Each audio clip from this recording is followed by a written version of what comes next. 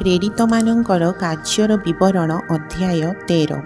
ସେତେବେଳେ ଆନ୍ତିଓଖିଆ ସ୍ଥିତ ମଣ୍ଡଳୀରେ ବର୍ଣ୍ଣବା, ସିମିଅନ, ଯାହାଙ୍କୁ ନିଗର ବୋଲି କହନ୍ତି, କୁରିନିୟ, ଲୁକିୟ, ସାମନ୍ତ ରାଜା ହେରୋଦଙ୍କ ସହ ପାଳିତ ମନହେମ ଓ ସାଉଲ ଏହିପରି ଭାବବାଦୀ ଓ ଶିକ୍ଷକମାନେ ଥିଲେ। ସେମାନେ ପ୍ରଭୁଙ୍କ ସେବା ଓ ଉପବାସ କରୁଥିବା ସମୟରେ ପବିତ୍ର ଆତ୍ମା କହିଲେ, ଯେଉଁ କର୍ମ ନିମନ୍ତେ ଆମ୍ଭେ ବର୍ଣ୍ଣବା ଓ ସାଉଲଙ୍କୁ ଆହ୍ୱାନ କରିଅଛୁ, ସେଥିପାଇଁ ସେମାନଙ୍କୁ ପୃଥକ କର। ସେଥିରେ ସେମାନେ ଉପବାସ ଓ ପ୍ରାର୍ଥନା କଲା ଉତ୍ତାରେ ସେମାନଙ୍କ ଉପରେ ହସ୍ତାପନ କରି ସେମାନଙ୍କୁ ବିଦାୟ ଦେଲେ। ଏହି ପ୍ରକାରେ ସେମାନେ ପବିତ୍ର ଆତ୍ମାଙ୍କ ଦ୍ୱାରା ପ୍ରେରିତ ହୋଇ ସେଲୁକିଆକୁ ଗଲେ। ସେଠାରୁ ସେମାନେ ଜାହାଜରେ ଚଢ଼ି ସାଇପ୍ରସକୁ ଗଲେ। ସେମାନେ ସାଲାମିରେ ପହଞ୍ଚିଲା ଉତ୍ତାରେ ଯିହୁଦୀମାନଙ୍କ ସମସ୍ତ ସମାଜ ଗୃହରେ ଈଶ୍ୱରଙ୍କ ବାକ୍ୟ ପ୍ରଚାର କରିବାକୁ ଲାଗିଲେ। ଆଉ ଯୋହନ ମଧ୍ୟ ପରିଚାରକ ସ୍ୱରୂପେ ସେମାନଙ୍କ ସହିତ ଥିଲେ। ପୁଣି ସେମାନେ ସମସ୍ତ ଦ୍ୱୀପ ପରିଭ୍ରମଣ କରି ପାଫୋଙ୍କୁ ଆସି ଜଣେ ମାୟାବୀ ଭଣ୍ଡ ଭାବବାଦୀକି ଦେଖିଲେ। ସେ ଜଣେ ଯିହୁଦୀ, ଆଉ ତାର ନାମ ବରଜିସୁ। ସେ ଶାସନକର୍ତ୍ତା ସେର୍ଗିଓ ପାଉଲଙ୍କ ସାଙ୍ଗରେ ଥିଲା। ସେହି ଶାସନକର୍ତ୍ତା ଜଣେ ବୁଦ୍ଧିମାନ ବ୍ୟକ୍ତି। ସେ ବର୍ଣ୍ଣବା ଓ ସାଉଲଙ୍କୁ ଆପଣା ନିକଟକୁ ଡାକି ଈଶ୍ୱରଙ୍କ ବାକ୍ୟ ଶୁଣିବାକୁ ଇଚ୍ଛା କଲେ। କିନ୍ତୁ ସେହି ମାୟାବୀ ଅଲିମା ଅନୁବାଦ କଲେ, ଏହି ନାମର ଅର୍ଥ ମାୟାବୀ। ସେହି ଶାସନକର୍ତ୍ତାଙ୍କୁ ବିଶ୍ରାମରୁ ବିମୁଖ କରିବା ଚେଷ୍ଟାରେ ସେମାନଙ୍କର ପ୍ରତିରୋଧ କରିବାକୁ ଲାଗିଲେ। ମାତ୍ର ସାଉଲ, ଯାହାଙ୍କୁ ପାଉଲ ମଧ୍ୟ କହନ୍ତି, ପବିତ୍ର ଆତ୍ମାରେ ପୂର୍ଣ୍ଣ ହୋଇ ତାଙ୍କୁ ନିରୀକ୍ଷଣ କରି କହିଲେ, ଆରେ ସମସ୍ତ ପ୍ରକାର ଛଳ ଓ ଧୂର୍ତ୍ତତାରେ ପରିପୂର୍ଣ୍ଣ, ଆଉ ସମସ୍ତ ପ୍ରକାର ଧାର୍ମିକତାର ଶତ୍ରୁ ଶୈତାନର ସନ୍ତାନ, ତୁମ୍ଭେ ପ୍ରଭୁଙ୍କର ସରଳ ପଥକୁ ବକ୍ର କରିବାକୁ କି କ୍ଷାନ୍ତ ହେବ ନାହିଁ? ଆଉ ଏବେ ଦେଖ, ପ୍ରଭୁଙ୍କର ହସ୍ତ ତୁମ ଉପରେ ରହିଅଛି। ତୁମେ ଅନ୍ଧ ହୋଇ କେତେକ ସମୟ ପର୍ଯ୍ୟନ୍ତ ସୂର୍ଯ୍ୟ ଦେଖିବ ନାହିଁ। ସେହି କ୍ଷଣି କୁହୁଡ଼ି ଓ ଅନ୍ଧକାର ତାକୁ ଘୋଡ଼ାଇ ପକାଇଲା। ତେଣୁ ତାହାକୁ ହାତ ଧରି ବାଟ କଢ଼ାଇବା ନିମନ୍ତେ ସେ ଏଣେ ତେଣେ ଦରାଣ୍ଡି ଲୋକ ଖୋଜିବାକୁ ଲାଗିଲା। ସେହି ଶାସନକର୍ତ୍ତା ଏହି ଘଟଣା ଦେଖି ପ୍ରଭୁଙ୍କ ଶିକ୍ଷାରେ ଆଶ୍ଚର୍ଯ୍ୟ ହୋଇ ବିଶ୍ୱାସ କଲେ। ପରେ ପାଉଲ ଓ ତାଙ୍କ ସଙ୍ଗୀମାନେ ପାଫୋରୁ ଜଳଯାତ୍ରା କରି ପମ୍ଫୁଲିଆର ପର୍ଗୀକୁ ଆସିଲେ।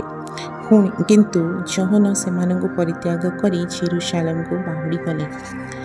ସେଠାରେ ପର୍ଗୀଠାରୁ ଯାତ୍ରା କରି ପିସିଦିଆର ଆନ୍ତିଓଖିଆଠାରେ ପହଞ୍ଚିଲେ, ଆଉ ବିଶ୍ରାମ ବାରରେ ସମାଜ ଗୃହକୁ ଯାଇ ବସିଲେ। ପୁଣି ବ୍ୟବସ୍ଥା ଓ ଭାବବାଦୀ ଶାସ୍ତ୍ର ପାଠକ ପରେ ସମାଜ ଗୃହର ଅଧ୍ୟକ୍ଷମାନେ ସେମାନଙ୍କ ନିକଟକୁ ଏହା କହି ପଠାଇଲେ, ଭାଇମାନେ, ଲୋକମାନଙ୍କ ନିମନ୍ତେ ଯଦି ଆପଣଙ୍କର କୌଣସି ଉପଦେଶର କଥା ଅଛି, ତେବେ କହନ୍ତୁ।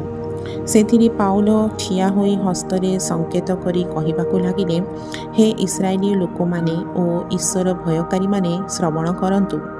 ଏହି ଇସ୍ରାଏଲ ଜାତିର ଈଶ୍ୱର ଆମ୍ଭମାନଙ୍କର ପିତୃପୁରୁଷମାନଙ୍କୁ ମନୋନୀତ କଲେ, ଆଉ ସେମାନେ ମିଶର ଦେଶରେ ପ୍ରବାସ କରୁଥିବା ସମୟରେ ସେମାନଙ୍କୁ ଉନ୍ନତ କଲେ।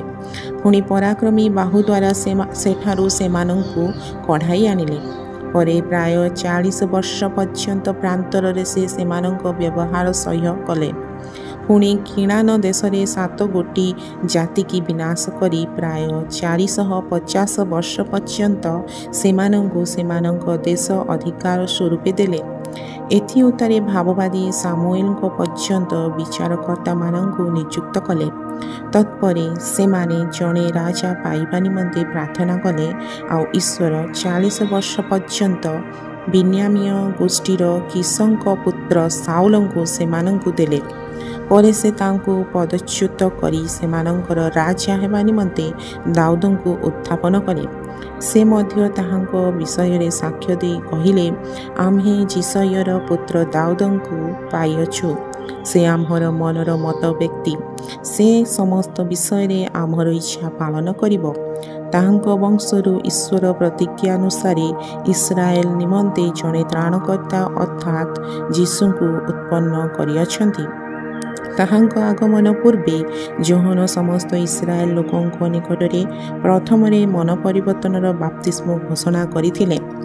ଆଉ ଯୋହନ ଆପଣାର ନିରୂପିତ କର୍ମ ସମାପ୍ତ କରୁ କରୁ କହିଲେ, ମୁଁ ଯେ ବୋଲି ତୁମ୍ଭେମାନେ ମନେ କରୁଅଛ, ମୁଁ ସେ ନୁହେଁ, କିନ୍ତୁ ଦେଖ ମୋ ପଛରେ ଜଣେ ଆସୁଅଛନ୍ତି, ତାହାଙ୍କ ପାଦର ପାଦୁକା ଫିଟାଇବାକୁ ମୁଁ ଯୋଗ୍ୟ ନୁହେଁ। ହେ ଭାତୃବୃନ୍ଦ, ଅବ୍ରାହମଙ୍କ ବଂଶର ସନ୍ତାନ ସନ୍ତତି ଓ ଆପଣମାନଙ୍କ ମଧ୍ୟରୁ ଈଶ୍ୱର ଭୟକାରୀମାନେ ଆମ୍ଭମାନଙ୍କ ନିକଟକୁ ଏହି ପରିତ୍ରାଣର ବାକ୍ୟ ପ୍ରେରିତ ହୋଇଅଛି। କାରଣ ଜିରୁସାଲେମ ନିବାସୀମାନେ ଆଉ ସେମାନଙ୍କର ଅଧ୍ୟକ୍ଷଗଣ ତାହାଙ୍କୁ ପୁଣି ପ୍ରତି ବିଶ୍ରାମବାରରେ ପାଠ କରାଯାଉଥିବା ଭାବବାଦୀମାନଙ୍କର ବାକ୍ୟ ସବୁକୁ ନ ଜାଣିବାରୁ ତାହାଙ୍କୁ ଦୋଷୀ କରି ସେ ସମସ୍ତ ସଫଳ କଲେ। ଆଉ ପ୍ରାଣଦଣ୍ଡର କୌଣସି କାରଣ ନ ପାଇଲେ ସୁଦ୍ଧା ତାହାଙ୍କୁ ବଧ କରିବା ନିମନ୍ତେ ପିଲାତଙ୍କୁ ନିବେଦନ କଲେ। ପୁଣି ତାହାଙ୍କ ବିଷୟରେ ଯାହା ସବୁ ଲେଖା ଅଛି, ସେ ସମସ୍ତ ସେମାନେ ପୂର୍ଣ୍ଣ କଲା ଉତ୍ତାରେ ତାହାଙ୍କୁ କ୍ରୁଶରୁ ଓହ୍ଲାଇ ଆଣି ସମାଧିରେ ରଖିଦେଲେ। କିନ୍ତୁ ଈଶ୍ୱର ତାହାଙ୍କୁ ମୃତମାନଙ୍କ ମଧ୍ୟରୁ ଉଠାଇଲେ। ପୁଣି ଯେଉଁମାନେ ତାହାଙ୍କ ସହିତ ଗାଲିଲୀରୁ ଜିରୁସାଲେମକୁ ଆସିଥିଲେ, ସେମାନେ ଅନେକ ଦିନ ପର୍ଯ୍ୟନ୍ତ ତାହାଙ୍କ ଦର୍ଶନ ପାଇଲେ। ସେମାନେ ବର୍ତ୍ତମାନ ଲୋକମାନଙ୍କ ନିକଟରେ ତାହାଙ୍କର ସାକ୍ଷୀ। ଆଉ ପିତୃପୁରୁଷମାନଙ୍କ ନିକଟରେ କୃତ ପ୍ରତିଜ୍ଞା ବିଷୟରେ ଆମ୍ଭେମାନେ ଆପଣମାନଙ୍କୁ ଏହି ସୁସମାଚାର ଜଣାଉଅଛୁ ଯେ, ଈଶ୍ୱର ଯୀଶୁଙ୍କୁ ଉତ୍ଥାପନ କରି ସେମାନଙ୍କର ସନ୍ତାନ ଯେ ଆମ୍ଭେମାନେ ଆମମାନଙ୍କ ପ୍ରତି ସେହି ପ୍ରତିଜ୍ଞା ସଫଳ କରିଅଛନ୍ତି। ଯେପରି ଦ୍ୱିତୀୟ ଗୀତରେ ମଧ୍ୟ ଲେଖା ଅଛି, ତୁମ୍ଭେ ଆମର ପୁତ୍ର, ଆଜି ଆମେ ତୁମ୍ଭକୁ ଜନ୍ମ ଦେଲୁ। ସେ ଯେ ତାହାଙ୍କୁ ମୃତମାନଙ୍କ ମଧ୍ୟରୁ ଉଠାଇଅଛନ୍ତି, ପୁଣି ସେ ଯେ ଆମ୍ଭ କ୍ଷୟସ୍ଥାନରୁ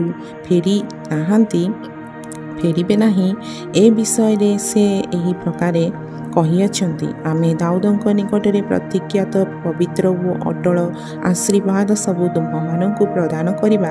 ପୁଣି ସେ ମଧ୍ୟ ଆଉ ଗୋଟିଏ ଗୀତରେ କହିଅଛନ୍ତି, ତୁମ୍ଭେ ଆପଣା ଭକ୍ତକୁ କ୍ଷୟ ପାଇବାକୁ ଦେବ ନାହିଁ।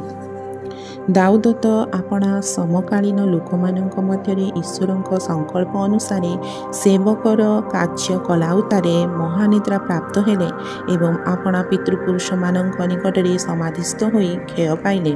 କିନ୍ତୁ ଯାହାକୁ ଈଶ୍ୱର ଉଠାଇଅଛନ୍ତି, ସେ କ୍ଷୟ ପାଇନାହାନ୍ତି। ଅତଏବ ହେ ଭାଇମାନେ, ଆପଣମାନେ ଏହା ଅବଗତ ହୁଅନ୍ତୁ, ଏହି ବ୍ୟକ୍ତିଙ୍କ ଦ୍ୱାରା ଆପଣମାନଙ୍କ ନିକଟରେ ପାପମୋଚନ ପ୍ରଚାର କରାଯାଉଅଛି।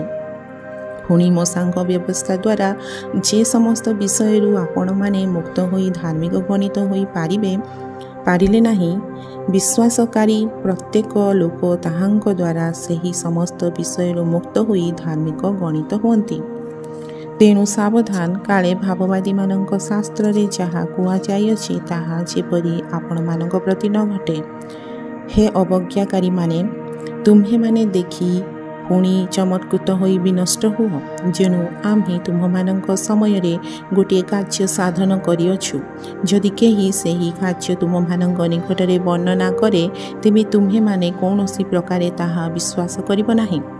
ସେମାନେ ବାହାରି ଯାଉଥିବା ସମୟରେ ଯେପରି ପରବର୍ତ୍ତୀ ବିଶ୍ରାମବାରରେ ସେହି ସବୁ କଥା ସେମାନଙ୍କୁ କୁହାଯାଏ, ଏଥିପାଇଁ ସେମାନେ ବିନତି କରିବାକୁ ଲାଗିଲେ।